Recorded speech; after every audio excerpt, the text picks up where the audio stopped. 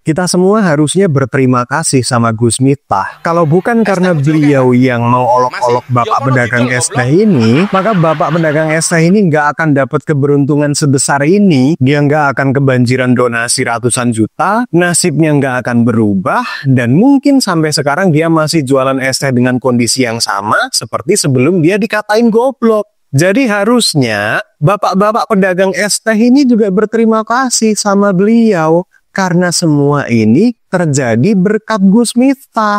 Dan kalian sebagai netizen harusnya tidak mengambil kesimpulan penuh dari video yang cuma sepotong itu.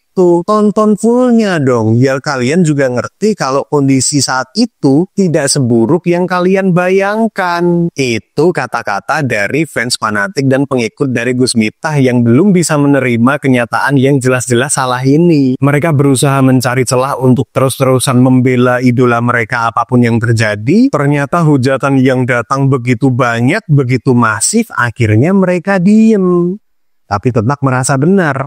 Itulah yang mau gue bahas di video kali ini teman-teman, dimana rasa kekaguman masyarakat Indonesia terhadap tokoh-tokoh atau dalam hal ini tokoh agama ini seringkali membutakan mata mereka terhadap kenyataan bahwa tokoh-tokoh yang mereka idolakan itu juga manusia biasa yang bisa berbuat salah sama seperti kita. Sehingga mereka, para fans fanatik dari tokoh agama ini seringkali mentoleransi kebiasaan-kebiasaan yang salah yang dilakukan oleh idola mereka. Mereka pikir, oh nggak apa-apa Ustadz atau Gus ini melakukan hal itu karena pasti ada maksud baik di balik apa yang dia lakukan. Jadi kita maklumi aja kalau memang caranya seperti itu, karena pasti maksudnya baik kok. Ya pokoknya pikiran-pikiran positif yang dipaksakan untuk memaklumi kebiasaan yang salah, sehingga para tokoh agama yang notabene adalah manusia biasa yang sama seperti kita ini jadi selalu ngerasa benar, jadi so asik, jadi besar kepala, karena yang mereka terima selama ini ya cuma pujian-pujian dari pengikutnya atau dari penjilat di sekitarnya. Besok umat saya ini akan rusak di tangan pemuda-pemuda pekok, pemuda-pemuda bodoh, tolol, tapi mingkures. Kata bapak saya, setiap saya ngaji melewati itu, siapa kata bapak saya? Siapa itu pemuda-pemuda bodoh tapi mingkures? Gus-gus. Seringkali masyarakat Indonesia ini ngerasa dirinya terlalu rendah untuk mengkritik seorang tokoh besar, apalagi seorang tokoh agama, terutama orang-orang di daerah pelosok yang mungkin secara pendidikan sosial dan ekonomi kurang beruntung. Mereka seringkali ngerasa kecil dan merasa tidak layak untuk mengkritik kebiasaan yang jelas-jelas salah yang dilakukan oleh para tokoh agama yang punya banyak pengikut. Akhirnya banyak sekali kesalahan-kesalahan kecil yang dinormalisasi sampai tokoh-tokoh agama ini melakukan kesalahan yang cukup fatal yang bikin semua media di seluruh Indonesia menyorot apa yang dia lakukan. Banjir hujatan sampai diehard fansnya pun gak mampu untuk menangkal semua hujatan itu. Dan ketika kasus seorang tokoh udah terlanjur besar, udah jadi berita nasional, barulah itu jadi pelajaran atas kesalahan yang selama ini dinormalisasi seperti yang terjadi pada Gus Miftah. Coba kalau seandainya dari dulu pengikut dan orang-orang terdekat dari Gus Miftah ini berani mengkritik. Contohnya kayak waktu Gus Miftah sama Yati Pese itu yang kejadiannya sebenarnya udah dari 2 tahun yang lalu tapi sekarang viral lagi itu. Kulo niku bersyukur Budi Yati elek. Mila dadi sinden. Layu dadi lonte tadi. Iki wau lagune bajing loncat, bajingane kula ajak munggah nih. Kalau seandainya selesai acara itu pengikut atau orang terdekatnya berani menegur beliau, misalkan kayak Gus, ngapunten nggih, kayaknya mending bercandaan yang so asik itu dikurangin deh. Soalnya itu nggak lucu dan orangnya Bu Yati Pesek juga nggak ketawa. Takutnya ini jadi kebiasaan yang nantinya akan membawa masalah yang lebih besar lagi. Jadi mending udahan deh, so asiknya diudahin aja deh Gus. Ngapunten nggih. Kalau ada fans atau orang terdekat yang berani mengatakan itu 2 tahun yang lalu, pasti nggak akan terjadi kesalahan fatal yang sekarang ini, yang bikin beliau dihujat se-Indonesia dan mundur dari jabatan terima kasih atas kontribusi kampanyenya itu. Kenapa gue bilang ini juga kesalahan dari fans dan orang-orang terdekat dari Gus Miftah? Karena kemarin waktu Gus Miftah bilang goblok terus orang-orang di kanan kirinya juga ikut tertawa, itu sangat menyebalkan loh. Ditambah habis itu orang-orang terdekatnya berusaha mengklarifikasi dan membenarkan apa yang dilakukan beliau, itu menurut gue memalukan. Dan gue yakin itu juga yang menambah kemarahan masyarakat Indonesia karena masyarakat jadi melihat bahwa tingkah laku Gus Miftah ini juga didukung sama orang-orang di sekitarnya ini loh. Yang bikin beliau nggak sadar bahwa apa yang dilakukan selama ini itu salah. Beliau jadi nggak sadar kalau ada beberapa hal yang dia lakukan selama ini, ada beberapa gaya bercandanya dia yang ternyata bener-bener nyakitin orang.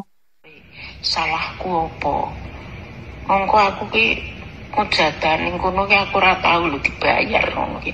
Aku ora njaluk bayar. Wong aku rumangsa golek ngelmu. Ngono lho. Ternyata jebulane kaya ngono. Aku mung tak empet wae nak ere. Mung meneng wae lagi ndelalah kok embu sapa kok duwe videone kok ngono njur malah di share ke sisan dadi. Ya semoga-moga padha selamat bagas waras sehat kabeh nggih. Teruskan seni budaya kita ya nak Erik ya. Ibune itu nggak bakas warasikat buatnya. Itulah kenapa menurut gua menilai tokoh agama dengan selayaknya atau memandang mereka sebagai makhluk yang sama dengan kita itu penting. Selain untuk menjaga kewarasan kita sebagai seorang fans, juga sebenarnya demi kebaikan tokoh agama yang kita idolakan, yang kita jadikan panutan. Biar tokoh agama idola kita ini nggak kena masalah yang lebih besar, cuman karena kebiasaan-kebiasaan salah yang dinormalisasi oleh pengikut dan orang terdekatnya. Kalau seandainya masyarakat kita tidak mengidolakan tokoh agama secara berlebihan dan berani mengkritik tokoh idolanya lebih awal sebelum viral, maka kasus-kasus yang dilakukan oleh para tokoh agama yang memperburuk stigma agama Islam ini pasti bisa jauh diminimalisir. Kasus Gus Miftah yang sekarang lagi viral, Yusuf Mansur dengan prinsip sedekahnya yang meresahkan, Habib Rizik yang lo tahu dia gimana, Habib Bahar apalagi, kacau juga tuh orang. Dan juga kasus-kasus pelecehan di pondok-pondok pesantren yang belakangan ini pernah viral, itu bisa diminimalisir atau ditekan kalau seandainya masyarakat Indonesia ini tidak lagi dibutakan oleh gelar seorang tokoh agama dan bisa memandang para tokoh-tokoh agama ini sebagai manusia biasa yang sama seperti kita. Jadi kalau memang dari awal ada perilaku atau kebiasaan yang dilakukan oleh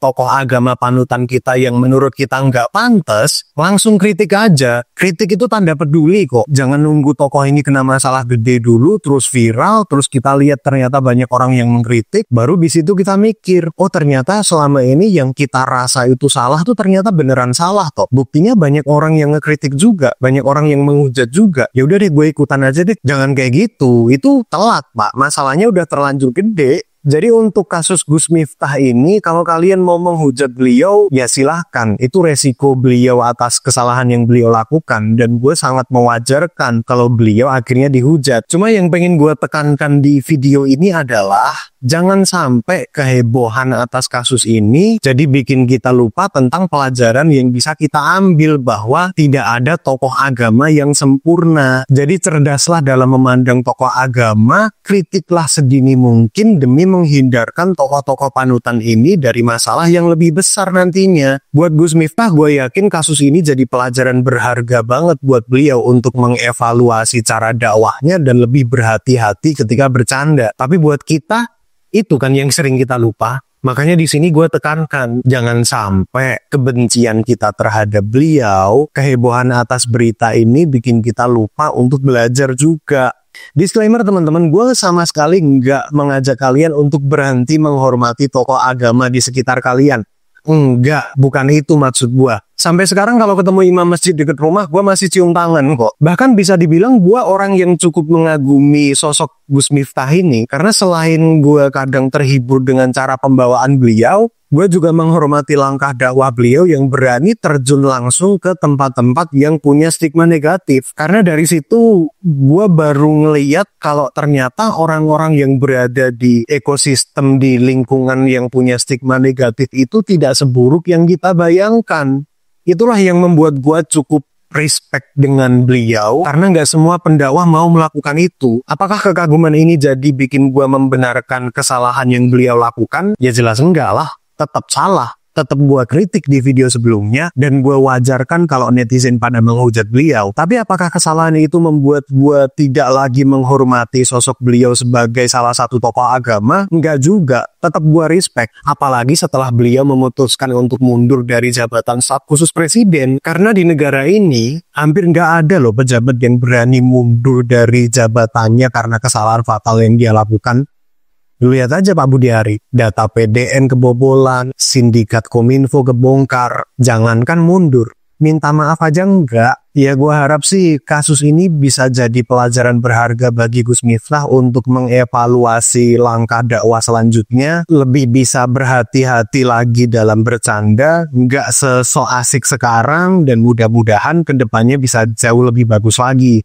Dan alhamdulillah bapak-bapak pedagang es teh yang diolok-olok itu juga sekarang udah dapat pengganti yang berlipat-lipat. Jadi ya udah, kita jadikan aja hal ini sebagai pelajaran untuk tidak lagi mengidolakan seorang tokoh agama secara berlebihan. Jangan lagi menormalisasi kebiasaan yang salah dari para tokoh agama dan mulailah memandang mereka sebagai manusia biasa sama seperti kita. Dan yang terakhir teman-teman, sebenarnya ini inti paling penting dari video ini. Gue cuma pengen menyampaikan pepatah ini aja.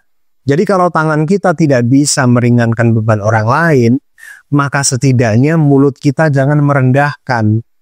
Karena di atas ilmu masih ada adab.